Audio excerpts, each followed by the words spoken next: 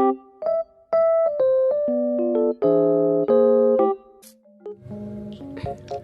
afternoon, everyone.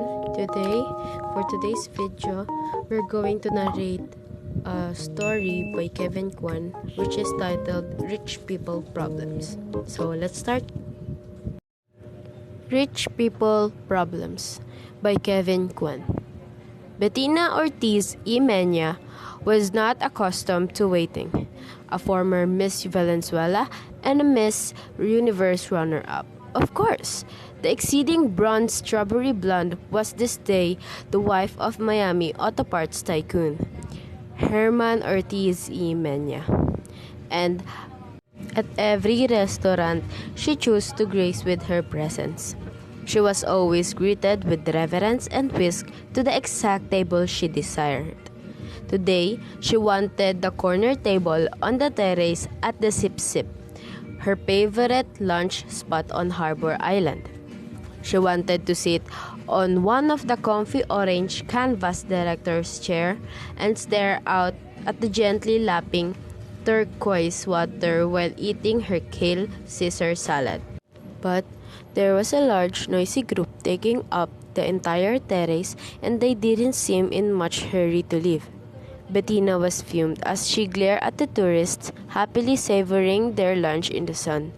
Look how tacky they were. The women overly tanned, wrinkled and soggy, none of them properly lifted or botoxed. She felt like walking up to their table and handing out her dermatologist's business cards.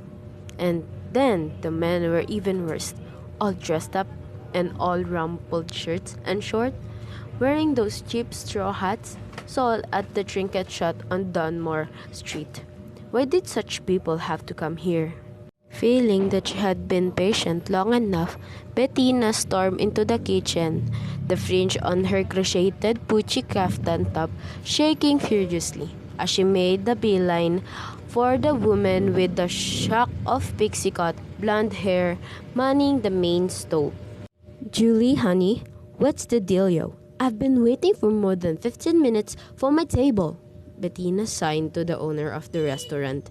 Sorry, Bettina, it's been one of those days. The party of 12 on the terrace showed up first just before you did, Julie replied as she handed the bowl of spicy con chile to the waiting server. But the terrace is your prime spot. Why on earth did you let those tourists take up all that space? Well, that tourist in a red fishing cap is the Duke of Glencora. His party is just boated over from Windermere.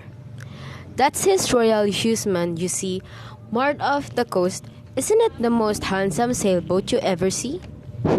I'm not impressed by big boats, Bettina huffed. Although secretly, she was rather impressed by a people with big titles. It was only then that Bettina noticed the 3-ton and well-built man in a fitted white t-shirt and black Kevlar pants, sitting at the adjacent table. The guys weren't eating but sat watchfully, sipping glasses of seltzer water. I assume that's the Duke's securities detail. They couldn't be more obvious. Don't they know that we're all billionaires here on the Brilland? And this isn't how we roll? Bettina thoughted. Actually, those bodyguards belong to the Duke's special guest. They did a whole sweep of the restaurant before the party arrived. They even searched my walk-in freezer. See that Chinese fellow seated at the end of the table? Bettina squinted through her DRX doll sunglasses at the portly, balding, 70-something Asian man dressed in nondescript white short-sleeve golf shirt and gray trousers. Oh, I didn't even notice him. Am I supposed to know who he is? That's Alfred Shang, Julie said in hushed tone. Bettina giggled. He looked like their chauffeur. Doesn't he look like that guy that used to drive Jane Wayman around the Falcon Crest?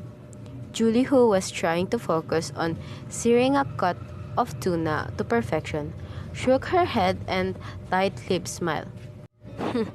From what I hear, that chauffeur is the most powerful man in Asia. Huh? What's his name again?